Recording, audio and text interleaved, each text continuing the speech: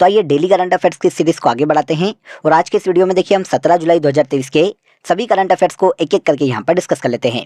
Video में and तक बने रहिएगा, काफ़ी इंटरेस्टिंग होने वाला है क्योंकि वीडियो के लास्ट में मैं आप सभी से क्वेश्चन ऑफ द डे पूछूंगा जिसका आंसर आपको कमेंट बॉक्स में देना है।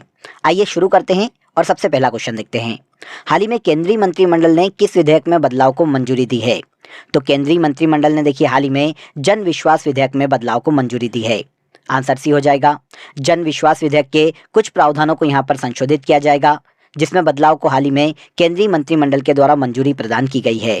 ये जो बिल है फ्रेंड्स, ये इस विधेयक के 42 अधिनियमों में 183 प्रावधानों को संशोधित करके जो छोटे छोटे अपराध हैं उन्हें अपराध की श्रेणी से बाहर करने का प्रयास करेगा। भारत के वाणिज्य और उद्योग मंत्री पीयूष गोयल ने देखिए पिछले साल 22 दिसंबर 2022 को लोकसभा में इस विधेयक के संशोधन को पेश किया था और अब जाकर केंद्रीय मंत्रिमंडल ने इसमें संशोधन को मंजूरी प्रदान कर दी है। सेकंड क्वेश्चन काफी इंपॉर्टेंट है, नोट कर लीजिएगा। विंबलडन ओपन 2023 में विमेन्स सिंगल का खिताब किसने अपने नाम किया है? सबसे पहले तो देखिए यहाँ पर ये याद रखिए कि साल में टेनिस के 4 बड़े टूर्नामेंट होते हैं जिनमें साल के सबसे शुरुआत में ऑस्ट्रेलियन ओपन का आयोजन किया जाता है। उसके बाद सेकेंड नंबर पर फ्रेंच ओपन, थर्ड नंबर पर विंबलडन ओपन का आयोजन किया जाता है और चौथे नंबर पर अमेरिकी ओपन का आयोजन किया जाता है। ये 4 साल में होने वाली टेनिस की सबसे बड़ी प्रतियोगिताएं हैं। इनमें से देखिए हाल ही में जुलाई में विंबलडन ओपन 2023 का आयोजन किया गया जिसमें देखिए विमेन सिंगल का जो खिताब है ये मार्केटा वोड्रोसोवा ने अपने नाम किया है। क्वेश्चन आता है कि कहाँ की खिलाड़ी है? तो मार्केटा की अगर हम बात करें तो ये चेक गणराज्य की खिलाड़ी है जिन्होंने फाइनल में ट्यूनीशिया की ओंस ज़ेबूर को हराकर ये खिताब अपने नाम कर लिया है। तो यहाँ पर देखिए हमें विनर भी पता चल गए और यहाँ पर हमें रनर अप के बारे में भी पता चल गया। विंबलडन ओपन 2023 में विमेन सिंगल का खिताब मार्केटा वोड्रोसोवा ने अपने नाम किया है। देखिए इसके पहले 2022 में विंबलडन ओपन में विमेन सिंगल का खिताब कजाकिस्तान की एलेना रिबाकिना ने ट्यूनीशिया की ओंस ज़ेबूर को हराकर ही जीता था और 2022 में विंबलडन ओपन में पुरुष एकल का जो खिताब है ये सर्बिया के नोवाक जोकोविच ने ऑस्ट्रेलिया के निक किर्गियोस को हराकर जीता था। अब देखिए यहाँ पर आपके दिमाग में क्वेश्चन आएगा कि सर विंबलडन ओपन 2023 में पुरुष एकल का खिताब किसने जीता है? तो ये आज का हमारा क्वेश्चन ऑफ द डे रहने वाला है। इसका आंसर आपको कमेंट बॉक्स में देना होगा, इसे हम कल के सेशन में डिस्कस करेंगे। पेरिस में आयोजित सीईओ फोरम को किसने संबोधित किया? आप सभी जानते हैं कि भारत के पीएम नरेंद्र मोदी हाल ही में पेरिस की यात्रा पर थे जहां पर देखिए इनके द्वारा सीईओ फोरम को हाल ही में संबोधित किया गया है। आंसर ए हो जाएगा। भारत के पीएम नरेंद्र मोदी और फ्रांस के राष्ट्रपति इमैनुअल मैक्रों ने 14 जुलाई 2023 को देखिए क्वाई डी ओर्से जो कि पेरिस में स्थित है यहाँ पर संयुक्त रूप से भारत और फ्रांस के दिग्गज सीईओ के एक समूह को संबोधित किया है। तो नरेंद्र मोदी और इमैनुअल मैक्रों ने मिलकर सीईओ फोरम को संबोधित किया है, लेकिन यहाँ पर ऑप्शन में हमारे पास नरेंद्र मोदी है तो आंसर ए यहाँ पर सही हो जाएगा। देखिए ये जो सीईओ की फोरम थी इसमें विमानन क्षेत्र, विनिर्माण क्षेत्र, रक्षा और प्रौद्योगिक क्षेत्र के अलग अलग क्षेत्रों के सीईओ सम्मिलित हुए थे जिनके फोरम को हाल ही में भारत के पीएम ने संबोधित किया है। यहाँ पर यह भी याद रखिएगा कि हाल ही में नरेंद्र मोदी जब फ्रांस की यात्रा पर थे तो इन्हें फ्रांस के सर्वोच्च नागरिक सम्मान Grand Cross of the Legion of Honour से भी सम्मानित किया गया था। भारत और फ्रांस के बीच में द्विपक्षीय संबंधों को मजबूत करना और आर्थिक सहयोग को प्रोत्साहित करना इस सीईओ फोरम का मुख्य उद्देश्य था जिसे हाल ही में भारत के पीएम नरेंद्र मोदी ने संबोधित किया है। इसके बाद देखिए पारुल चौधरी का संबंध किस खेल से है? देखिए पारुल चौधरी की बात करें तो ये भारत की स्टीपल चेस की खिलाड़ी है। आंसर सी हो जाएगा। सुर्खियों में क्यों है? तो देखिए एशियन एथलेटिक्स चैंपियनशिप 2023 में हाल ही में पारुल चौधरी ने विमेंस की 3000 मीटर स्टीपल चेस में गोल्ड मेडल अपने नाम किया है। एशियन एथलेटिक्स चैंपियनशिप को देखिए हमने कल के सेशन में भी डिस्कस किया था। इसका जो आयोजन है वो थाईलैंड के बैंकॉक में 12 से 16 जुलाई तक किया गया है। इसकी मेडल टैली टोटल देखिए थोड़ी लेट आ रही है, इसीलिए आज के सेशन में मैं आपको यहाँ पर मेडल टैली नहीं बता रहा हूँ। ट्यूसडे के सेशन में नेक्स्ट डे जब हम करंट अफेयर्स को डिस्कस करेंगे तो मैं आपको इसकी प्रॉपर पूरी मेडल टैली बता दूंगा कि भारत को कौन सा स्थान मिला है और टोटल इस चैंपियनशिप में भारत ने कितने पदक अपने नाम किए हैं। अभी केवल ये जान लीजिए कि पारुल चौधरी ने एशियन एथलेटिक्स चैंपियनशिप 2023 में गोल्ड मेडल अपने नाम किया है। आगे आ जाइए। हरेला त्योहार किस राज्य में मनाया जाता है? हरेला त्योहार भारत के देखिए उत्तराखंड राज्य में मनाया जाता है। उत्तराखंड राज्य में ये साल में 3 बार मनाया जाता है, चैत्र, श्रावण और अश्विन माह में।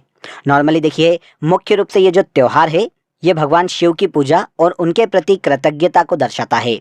श्रावण मास में, क्योंकि ये सावन का महीना शिव के लिए समर्पित है, इसीलिए हरेला त्योहार मुख्य रूप से शिव की उपासना से संबंधित है। कहाँ मनाया जाता है? तो भारत के उत्तराखंड राज्य में मनाया जाता है। इसके अलावा देखिए, उत्तराखंड में फूलदेई पर्व भी मनाया जाता है और नंदा देवी मेला भी भारत के उत्तराखंड राज्य में ही लगता है। उत्तराखंड की कैपिटल देहरादून है।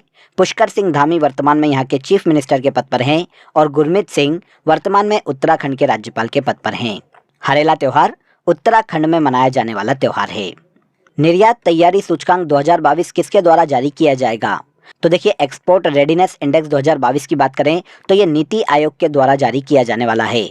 नीति आयोग देखिए 17 जुलाई 2023 को वर्ष 2022 के लिए भारत के सभी राज्य और यूनियन टेरिटरी के लिए तीसरा निर्यात तैयारी सूचकांक जारी करेगा। अब बात आती है कि यह सूचकांक एक्चुअल में है क्या? तो देखिए, इस सूचकांक की अगर हम बात करें तो इस रिपोर्ट में वित्त वर्ष 2022 के लिए वैश्विक व्यापार के संदर्भ में भारत के निर्यात प्रदर्शन पर चर्चा की जाने वाली है।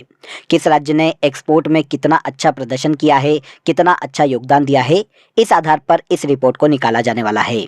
भारत में एक्सपोर्ट को लेकर अलग अलग राज्यों से संबंधित क्या रणनीति तय की जाएगी, वो सभी इस रिपोर्ट में बताया जाएगा। रिपोर्ट में देश के सभी जिलों को एक्सपोर्ट केंद्र के रूप में विकसित करने की आवश्यकता को रेखांकित किया जाएगा और देश में व्यापारिक निर्यात का जिला स्तरीय विश्लेषण प्रस्तुत किया जाएगा। आज इस रिपोर्ट को नीति आयोग के द्वारा जारी किया जाने वाला है, तो कल के सेशन में हम इस रिपोर्ट का विश्लेषण करेंगे। अभी केवल ये याद रख लीजिए कि निर्यात तैयारी सूचकांक 2022 को नीति आयोग के द्वारा जारी किया जाएगा। नीति आयोग के बारे में आप सभी जानते हैं, इसकी स्थापना 1 जनवरी 2015 को योजना आयोग के स्थान पर की गई थी। काफी एग्जाम में देखिए इसका फुल फॉर्म भी पूछा जाता है, तो national institution for transforming India NITI Aayog का फुल फॉर्म है। इसके अध्यक्ष हमेशा प्रधानमंत्री होते हैं, तो वर्तमान में नरेंद्र मोदी हैं। उपाध्यक्ष के पद पर सुमन बेरी है और इसके वर्तमान में सीईओ BVR सुब्रमण्यम है। आथुर पान के पत्तों का संबंध किस राज्य से है? आथुर पान के पत्ते भारत के तमिलनाडु राज्य से संबंधित है। अब सुर्खियों में क्यों है, ये इंपॉर्टेंट हो जाता है। तो तमिलनाडु के देखिए थूथुकुडी जिले में इन पान के पत्तों का उत्पादन किया जाता है। हाल ही में देखिए तमिलनाडु राज्य कृषि विपणन बोर्ड और NABARD Madurai agri business incubation forum के द्वारा इसे भौगोलिक संकेत प्रमाण पत्र से सम्मानित किया गया है। तो तमिलनाडु राज्य में आथुर पान के पत्ते को हाल ही में GI टैग प्रदान किया गया है। यह पान का पत्ता अपने मसालेदार और तीखे स्वाद के लिए जाना जाता है। मुख्य रूप से मंदिरों में पूजा के समय या विशेष अवसरों पर इस पान के पत्ते का उपयोग किया जाता है। इसके पहले देखिए तमिलनाडु में कोडाईकनाल मलाई पुडू, जो कि लहसुन की एक प्रजाति है, पलानी पंचामृत, डिंडुगुल ताला, श्रीविल्ली पुतुर पलकोवा और कांदांगी साड़ी को भी GI टैग दिया जा चुका है। और अब आथुर पान के पत्ते को तमिलनाडु में GI टैग प्रदान किया गया है। तमिलनाडु भारत का एक दक्षिणी राज्य है जिसकी कैपिटल चेन्नई है। MK स्टालिन यहाँ के चीफ मिनिस्टर के पद पर हैं और RN रवि वर्तमान में तमिलनाडु के राज्यपाल हैं। आथुर पान का पत्ता, जिसे हाल ही में GI टैग दिया गया है, तमिलनाडु राज्य में पाया जाता है। इसके बाद देखिए हाल ही में शेरपा G20 की तीसरी बैठक कहाँ आयोजित की गई? देखिए आप सभी जानते हैं कि 2023 में G20 की अध्यक्षता इंडिया कर रहा है। यहीं पर शेरपा G20 की तीसरी बैठक का आयोजन कर्नाटक के हम्पी में किया गया है। शेरपा G20 की तीसरी बैठक यूनेस्को विश्व धरोहर स्थल कर्नाटक के हम्पी में हाल ही में आयोजित की गई, जिसकी अध्यक्षता अमिताभ कांत ने की थी। यहाँ पर याद रखिएगा कि शेरपा G20 की जो बैठक होती है, इसमें हर देश का जो प्रेजेंटेटर होता है वो शेरपा कहलाता है। अब भारत में शेरपा G20 की अध्यक्षता अमिताभ कांत ने की है, तो भारत में इसके शेरपा अमिताभ कांत है। यह इसकी तीसरी बैठक है जिसका आयोजन कर्नाटक के हम्पी में हाल ही में किया गया है। तो आपको आंसर मिल जाता है और यहाँ पर शेरपा क्या है इसके बारे में भी आपको जानकारी मिल जाती है। G20 और G8 जैसे जो अंतर्राष्ट्रीय शिखर सम्मेलन होते हैं, उसमें जिस देश की ओर से जो प्रेजेंटेटर होता है वो उस देश का प्रतिनिधि शेरपा कहलाता है। 2023 के शेरपा G20 शिखर सम्मेलन की थीम वसुधैव कुटुंबकम है, जो कि भारत के पुराणों और शास्त्रों का एक आदर्श वाक्य है। यहाँ पर आपको ये भी याद रखना चाहिए कि अगले साल 2024 में G20 शिखर सम्मेलन की मेजबानी ब्राजील के द्वारा की जाने वाली है। पर अभी के लिए 2023 में शेरपा G20 शिखर सम्मेलन का आयोजन कर्नाटक के हम्पी में किया गया है। Prism the ancestral abode of rainbow book के लेखक कौन हैं? तो देखिए prism the ancestral abode of rainbow के लेखक विनोद मनकारा है। अब ये बुक इम्पॉर्टेंट इसलिए है क्योंकि हाल ही में सतीश धवन अंतरिक्ष केंद्र के रॉकेट लॉन्च पैड से विनोद मनकारा की इस पुस्तक का विमोचन किया गया है। इंटरेस्टिंग ये भी है कि पुस्तक का विमोचन इसरो के अध्यक्ष एस सोमनाथ के द्वारा किया गया है। इन्होंने ही देखिए इस बुक की प्रस्तावना को भी लिखा है। अब बुक किससे रिलेट करती है, तो विनोद मनकारा की ये जो बुक है फ्रेंड्स, ये विज्ञान लेखों का संग्रह है। यह अंतरिक्ष विज्ञान, खगोल विज्ञान, जीव विज्ञान, मानव विज्ञान और गणित के 50 लेखों का संकलन है। इस बुक को विनोद मनकारा के द्वारा हाल ही में लिखा गया है और इसका विमोचन इसरो के अध्यक्ष एस सोमनाथ ने किया है। तो book the ancestral abode of rainbow Vinod Mankara के द्वारा लिखी गई पुस्तक है। इसके बाद आज के करंट अफेयर का सबसे लास्ट क्वेश्चन देखिए, हाल ही में विश्व बधिर युवा बैडमिंटन चैंपियनशिप का आयोजन कहाँ किया गया? तो देखिए World Deaf Youth Badminton Championship 2023 का आयोजन हाल ही में ब्राजील में किया गया है। ब्राजील में विश्व बधिर युवा बैडमिंटन चैंपियनशिप में भारत ने 4 सिल्वर और 5 ब्रॉन्ज मेडल अपने नाम किए हैं और इस तरह इस चैंपियनशिप में भारत ने टोटल 9 मेडल अपने नाम किए हैं। तो आयोजन कहाँ पर किया गया ये याद रखिएगा, आयोजन ब्राजील में किया गया है 2023 में और भारत ने टोटल 9 मेडल इस चैंपियनशिप में अपने नाम किए हैं। इसका आयोजन 2023 में 10 से 12 जुलाई तक किया गया है। इसकी शुरुआत देखिए 2003 में की गई थी। विश्व बधिर बैडमिंटन चैंपियनशिप 2003 से बधिरों के लिए अंतर्राष्ट्रीय खेल समिति के द्वारा आयोजित की जाती है। इसका आयोजन हर 4 साल में किया जाता है। 2023 में इसका आयोजन ब्राजील में किया गया है। अब देखिए क्योंकि इस बैडमिंटन चैंपियनशिप का आयोजन ब्राजील में किया गया है तो आज हम कंट्री के रूप में ब्राजील की ही बात करने वाले हैं। ब्राजील जो कि एक दक्षिण अमेरिकी देश है फ्रेंड्स, इसकी कैपिटल ब्राजीलिया है। मुद्रा के रूप में यहाँ पर रियाल ऑफिशियल करेंसी है। यहाँ के प्रेसिडेंट लूला डे सिल्वा है। इसके पड़ोसी देशों की बात करें तो French Guiana, Suriname, Guyana, Venezuela, Colombia, Peru, Bolivia, Paraguay, Uruguay, ये इसके सभी पड़ोसी देश है। ब्राजील के दक्षिण पूर्व में दक्षिण अटलांटिक महासागर स्थित है। क्षेत्रफल की दृष्टि से ब्राजील विश्व का 5वां सबसे बड़ा देश है और विश्व में कॉफी का ये सबसे बड़ा उत्पादक देश है। रोराइमा पर्वत ब्राजील का सबसे ऊंचा पर्वत है। अमेजन नदी ब्राजील की सबसे लंबी नदी है और यहाँ पर एक प्रतिमा पाई जाती है जिसका नाम है क्राइस्ट द रिडीमर, जो कि दुनिया के 7 अजूबों में शामिल है। मकर रेखा और भूमध्य रेखा दोनों ब्राजील से गुजरती है। यहाँ पर यह याद रखिएगा कि ब्राजील की कैपिटल तो ब्राजीलिया है लेकिन इसका सबसे बड़ा शहर रियो डी जेनेरियो है। ओके, तो यहाँ पर देखिए 17 जुलाई 2023 के सभी करंट अफेयर्स को हमने डिटेल में समझ लिया। अब आ जाइए आज की फैक्ट शीट में हम इंटरनेशनल डेज को आगे बढ़ाते हैं और जून मंथ में सभी इंपॉर्टेंट डेज को यहाँ पर डिस्कस कर लेते हैं। सबसे पहला देखिए 1 जून को हर साल विश्व दुग्ध दिवस के रूप में मनाया जाता है। तेलंगाना स्थापना दिवस 2 जून को मनाया जाता है। अंतर्राष्ट्रीय सेक्स वर्कर दिवस 2 जून को ही हर साल मनाया जाता है। विश्व साइकिल दिवस 3 जून को मनाया जाता है। International day of innocent children victim of aggression हर साल 4 जून को मनाया जाता है। World environment day very important हर साल 5 जून को मनाया जाता है। वर्ल्ड फूड सेफ्टी डे 7 जून को। वर्ल्ड ओशन डे 8 जून को। वर्ल्ड ब्रेन ट्यूमर डे 8 जून को। World day against child labour 12 जून को। इंटरनेशनल एल्बिनिज्म अवेयरनेस डे हर साल 13 जून को मनाया जाता है। World blood donor day important है, इसे भी याद रखिएगा। विश्व रक्तदाता दिवस के रूप में जाना जाता है, हर साल 14 जून को मनाया जाता है। World elder abuse awareness day हर साल 15 जून को मनाया जाता है। गुरु अर्जुन देव शहीदी दिवस के रूप में 16 जून को मनाया जाता है।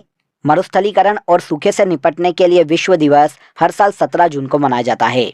18 जून को हर साल इंटरनेशनल पिकनिक डे के रूप में मनाया जाता है और इसी दिन हर साल आर्टिस्टिक प्राइड डे के रूप में भी मनाया जाता है। फादर्स डे हर साल जून के तीसरे शनिवार को मनाया जाता है। इसके बाद 19 जून को विश्व सिकल सेल जागरूकता दिवस के रूप में मनाया जाता है। 20 जून को हर साल वर्ल्ड रिफ्यूजी डे के रूप में मनाया जाता है। 21 जून को इंटरनेशनल योगा डे के रूप में मनाया जाता है। विश्व संगीत दिवस हर साल 21 जून को ही मनाया जाता है। International Olympic day, international widows day और United Nation public service day हर साल 23 जून को मनाए जाते हैं। आगे आइए 26 जून को हर साल नशीली दवाओं के दुरुपयोग और अवैध तस्करी के खिलाफ इंटरनेशनल डे के रूप में मनाया जाता है। 29 जून को हर साल राष्ट्रीय सांख्यिकी दिवस के रूप में मनाया जाता है और सबसे लास्ट विश्व क्षुद्र ग्रह दिवस हर साल 30 जून को मनाया जाता है। तो ये सभी डे हैं जो कि जून मंथ में मनाए जाते हैं। सभी के बारे में मैंने आपको बता दिया है।